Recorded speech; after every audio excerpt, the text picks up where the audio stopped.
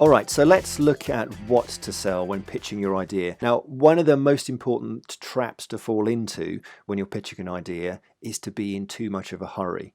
Now, an executive is a time poor person and they're always wanting you to cut to the chase. And that's no bad thing because, waffling, no one likes waffling. But at the same time, we can fall into a trap here, which is one definitely to avoid. And that is, in our rush to cut to the chase, we can sometimes cut out the context. And people, psychologists have been telling us for years, if people don't understand the why, they're not necessarily going to be able to connect properly with the what.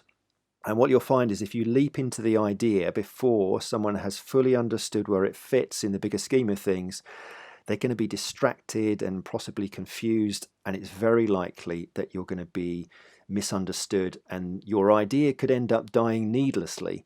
And I write about this quite a bit in the book, about how to tell great stories that people really understand and can then give you really good feedback around. So this is a really important idea that context really is king here. Our brains crave meaning before details.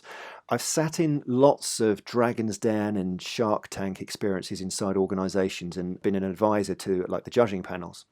Very often I've seen teams come in, present an idea, executives nod and seem interested, and when the team leaves the room, they'll turn to one another and go, what? Did anyone understand what that was even about? Didn't quite get it.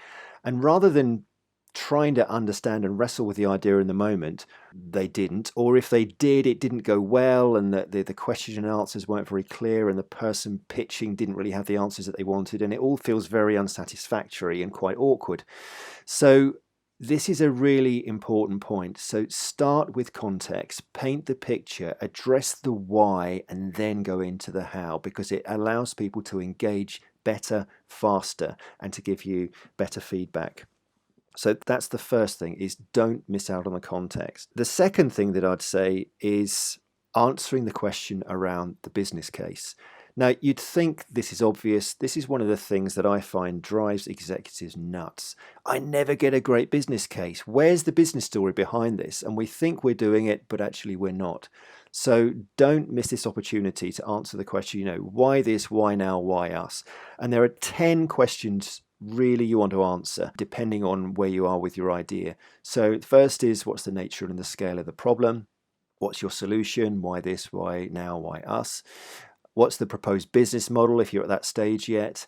What's your go-to-market plan? How are you going to switch this on in the market? What's going on in the market? What are the other options out there for consumers and customers right now? What's it going to take from us in terms of capabilities, resources to take this to market? What's the money story? Now, this is a dangerous one potentially, because sometimes it's far too early to know, but executives are generally keen to know, is this an idea worth backing? So it's a delicate balance. We've talked about this in previous modules, and there's a lot more in the book around that, but definitely you have to cover that. Core assumptions. What do we know to be true now? What are we still exploring? What don't we know? And what are our next steps? And what are the success criteria that are going to be required to move forward? And then finally, often the thing that gets forgotten right at the end is, what's the ask? What do you need?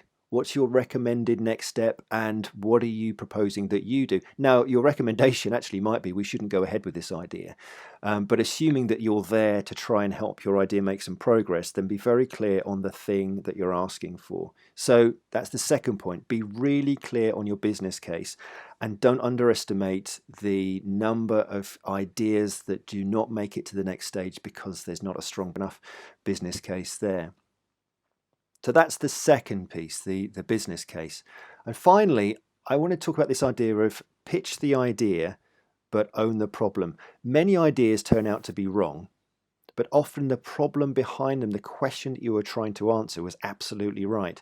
And when an idea gets rejected, often the same thing can happen to the problem. It just gets ditched with it. And yet it shouldn't be, because we've all agreed that it's a problem that is worthy of being solved. So as part of the business case, actually define what that problem is, the problem that demands to be solved, regardless of whether this particular idea is the right one to solve it. So pitch your idea, but make a compelling case for solving the problem and presenting yourself as someone who's on a mission to find the right way to solve that. And it's for the sake of the business. You want to solve this problem.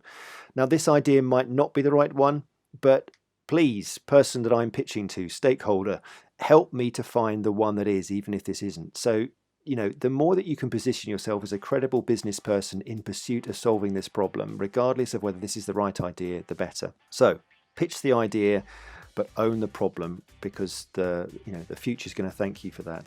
So there's a lot more in Be Less Zombie about the idea of what to pitch. So let's move on now to look at how to sell your idea.